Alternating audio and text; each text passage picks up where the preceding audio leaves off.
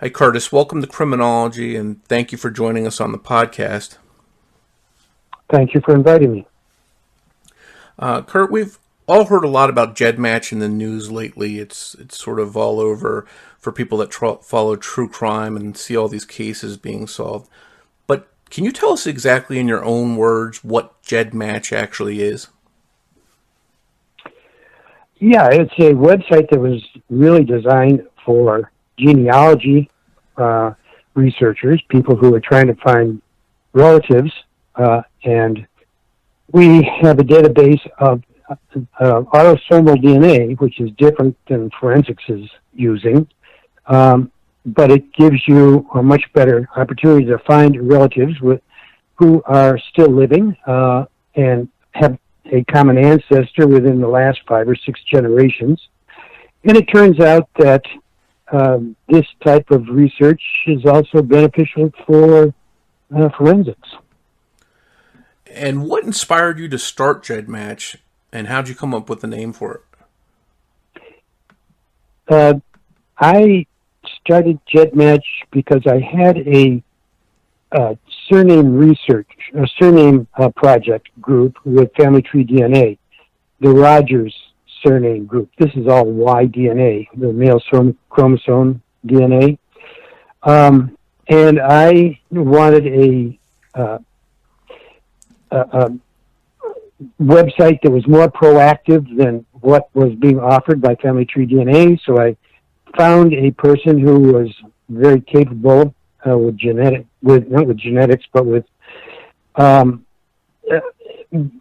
with computers and technical things, which I am not. And he came up with a terrific program. That was about the time that autosomal DNA. Are you there? Because I'm getting all this beeping. Yep, I'm here. Okay. Okay. That's about the time autosomal DNA became available for genealogists. And all of a sudden people were finding that they had lots of living relatives, and they started sending emails to each other. Do you have a McGillicuddy in your surname, in your family? No. But do you have a Jones? No. Do you have a...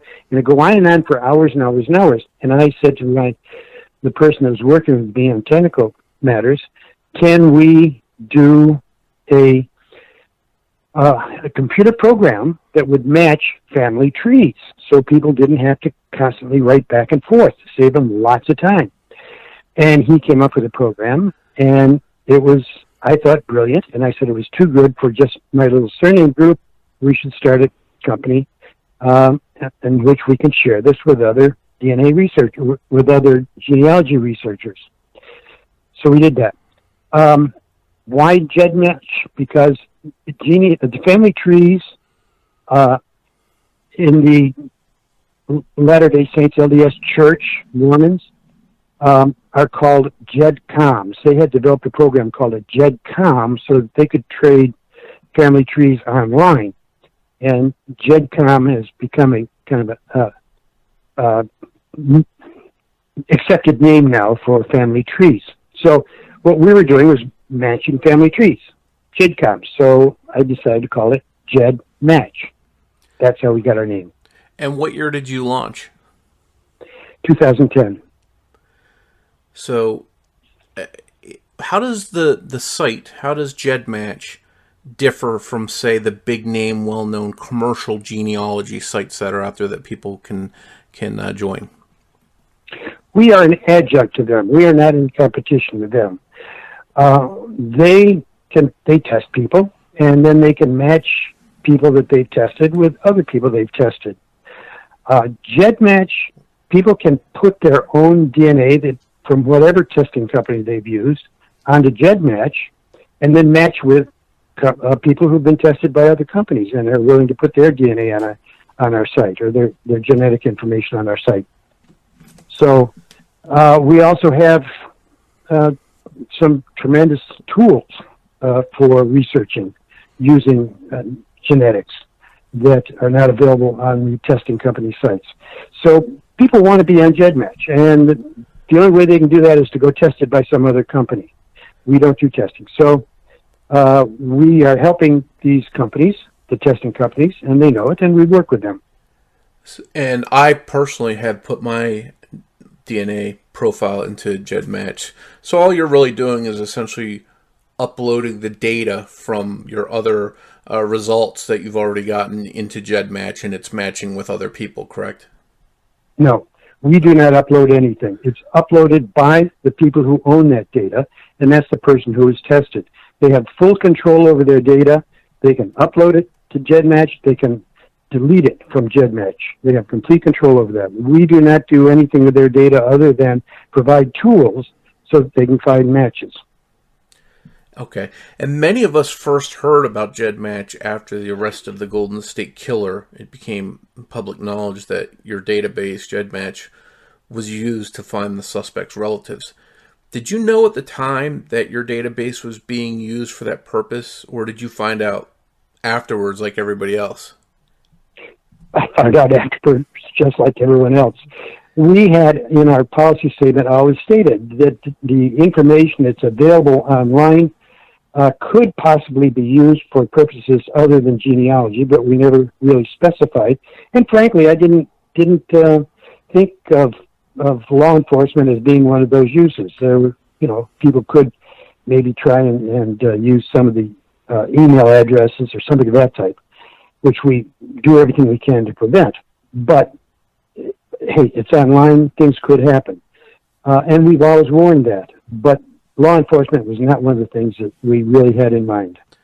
And I know your privacy policy on there is very clear. It essentially says do not put your DNA information in here unless you want to share it. So I think it was pretty cut and dry, and that's how they were able to access it to catch the Golden State Killer. Right. But since then, there's been several high-profile arrests, and GEDmatch obviously is making national news. And I assume there's been a large spike in data being uploaded to your site. What kind of numbers are you seeing from that? We're really not seeing any kind of a spike. We did for 1 or 2 days see a spike where, we notified everyone, and we want to educate our users as much as we can. There's a spike of people who took their information off.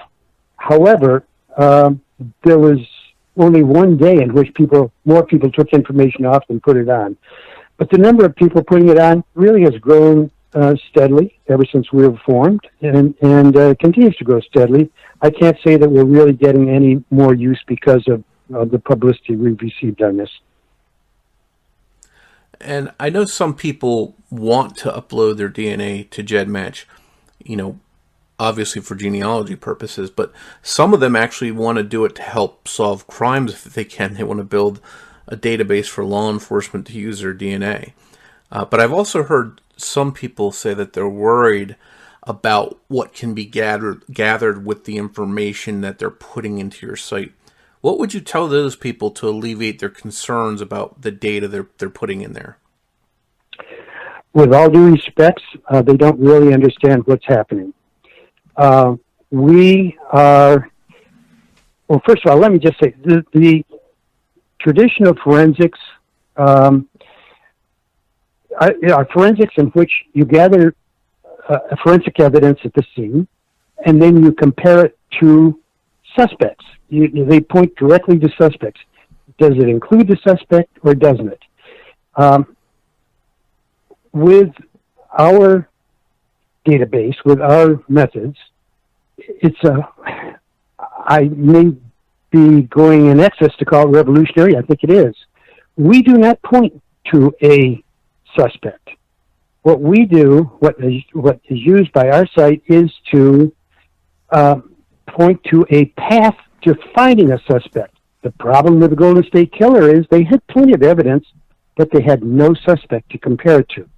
And how many other cases are like that? When you don't have a suspect, it goes into the dead case file, and maybe someone will look at it in future years, or maybe not.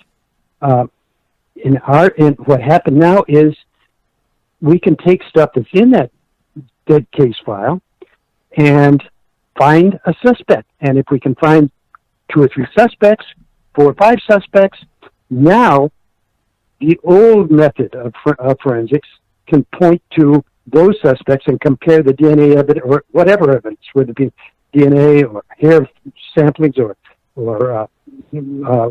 fingerprints, whatever. They can use those in the way they used to because they now have a suspect.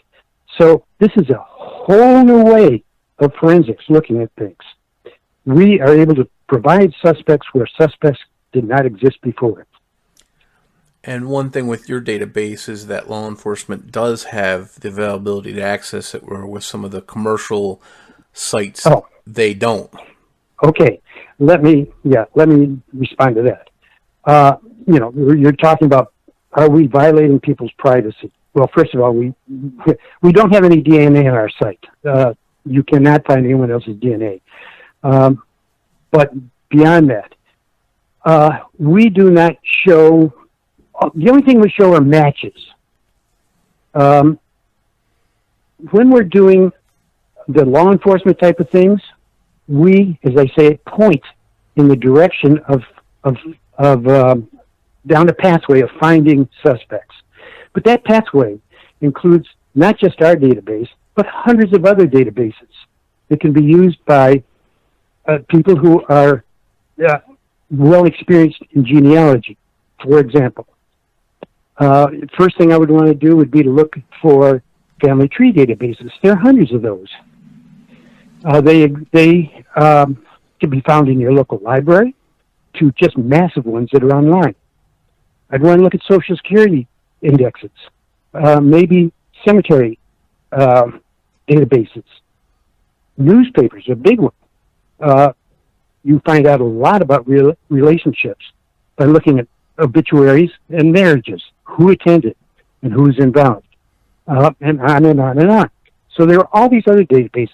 Now, if you're going to say that GEDmatch is violating people's privacy, you have to say the same thing about every one of these other databases, because you're not going to find anyone using just GEDmatch.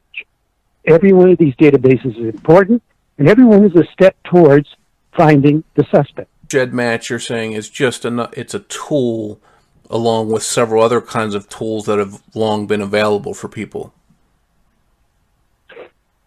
It's a whole new way of looking at it. It's a whole new paradigm. And you mentioned earlier that you didn't envision GEDmatch being used to help law enforcement, but obviously that's something that it's doing, and it's doing it in a way that's, as you mentioned, revolutionary. What's your personal take on that? Is that something that you're proud of? Helping all these people in these cases get closure? That is an issue that has kept me awake many, many nights. On one hand, I want to do everything I can to protect the people that are using our site. On the other hand, people like the Golden State Killer make Jack the Ripper look like a choir boy. And hey, it's good that he's off the streets. And I can't tell you how many emails I have received from people who lived in California at the time, whose whole life has been affected by this Golden State Killer, knowing that he was still out there. So, yeah, I to answer your question, I'm concerned, and I've come up with the final thought that we can't prevent people from putting information on our site. We're there so people can. What we can do is educate them, make sure that they understand that when they put their information on our site, it is visible to law enforcement and everyone else. So we've gone on a tremendous campaign to make sure that as much as possible, all of our people know things like this interview, to help people understand what happens. We don't think we're violating privacy anymore, as I said, than all these other databases, but we still want to make sure that our people are as educated as possible. You talked earlier, let me answer a question of something you said earlier, which was about people wanting to put their DNA on our site. Yes, I've gotten many emails from people saying, yes, I want to make sure that I'm there. If I have a criminal in my background, I'd love to have them get caught. one letter in particular, one email stands out, and that's a woman who wrote me just two sentences saying, "I want to make sure that my information is as visible as possible on your site. And the reason is my father was a serial killer. And I want to make sure that if any unsolved cases out there, the people involved can get finality." That is, I cried when I got that. At first, of course, you're thinking, is someone pulling your leg? No. I've got the full police report on that case. So she was not pulling my leg. So these people are reaching out to you and sort of complimenting or being positive about the results that, law enforcement is getting using GEDmatch. Yes, very, very strong support. Now, it could be that just people aren't going to write me and say, phooey on you. They'll just take their their information off of GEDmatch, and I would never know what their reason is. Because people are always putting their information on and taking it out. Some people just want to put their information on for a day or two and see what matches they have and then take it off, and then they'll come back maybe a month or two later and do the same thing. Some people want to do that. So I have no way of knowing what reason people have for taking their data off. And certainly probably they're more motivated to write me saying, "Gee, thank you for all you're doing," rather than saying, "To heck with you." So I can't give you numbers right. And do you plan on keeping it as accessible as it is now, or do you plan on at some point ever locking down or making it more private, I guess would be the right word? How would you propose we do that? Well, I don't have any idea of doing that. I'm asking just, are you open to keeping it just as it is now and not making any major changes? Genealogy is a contact sport. You have to contact your relatives. And that's what we're there for, to help people to find and contact relatives. I don't know how we could tighten down on it and still be of any value to genealogists or to law enforcement or to whomever.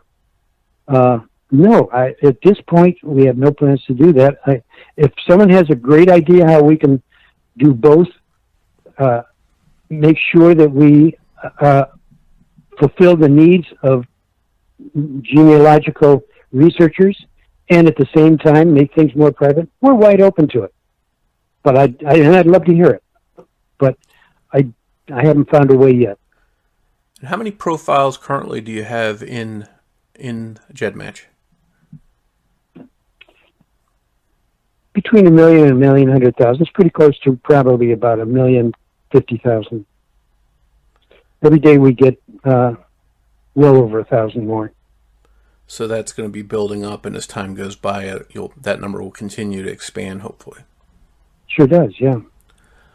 Well, as somebody that supports law enforcement and supports these cases being solved and people getting justice, I think it's a very admirable thing that you've allowed law enforcement to take part in solving some of these crimes using GEDmatch, even though that wasn't its intended purpose necessarily.